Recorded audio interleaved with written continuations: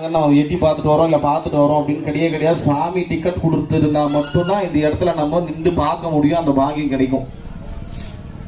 தெய்வேனா மனுஷ ரூபேனா, தெய்வம் வந்து அப்படியே டைரக்டா வராதுங்க, அந்த மனுஷ ரூபத்துல தான் வரும். ஏன்னா ஒவ்வொரு விஷயங்களும் சொல்றது என்னன்னா அதனாலதான் நல்லதை பண்ணுங்க, நல்லதை சொல்லணும், நல்லதை செய்யணும் அப்படின்னு சொல்லிட்டு. இன்னொரு விஷயம் என்னன்னா, ஒரு கோவிலுக்கு போனீங்கன்னா யாரும் தயவு செய்து பேசக்கூடாது, தேவையில்லாத சிந்தனைகள் நினைக்கக்கூடாது.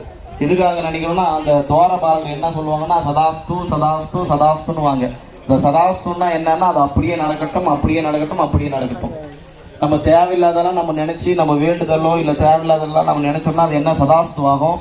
அதனால ஒவ்வொரு கோவிலுக்கு வந்தீங்கன்னா நம்ம நல்லதை ஒரு சிந்திச்சு என்னென்ன சுவாமிக்கு என்னென்ன நமக்கு என்ன பண்ணியிருக்காங்க, என்ன அலங்காரம் ஆகிருக்கு, கீழேருந்து பாதத்துலேருந்து தலை வரைக்கும் பார்த்தோம்னா சுவாமி நமக்கு எல்லா அருளும் கொடுப்பாங்க. அதனால இந்த அக்னி காரியத்துல நல்லா நீங்க பிரார்த்தனை பண்ணி இப்ப ஆகுதி சாமிக்கு கொடுக்குறோம். நீங்க என்னென்ன வேண்டுதல் வைக்கிறீங்களோ அந்த சுவாமி கிட்ட வச்சீங்கன்னா உங்களுக்கு அந்த சுவாமி பண்ணுவார். யாருன்னா ஆஞ்சநேயர்னா உங்களுக்கு எல்லாருக்கும் தெரியும், சாதாரணமான தேவதை கிடையாது.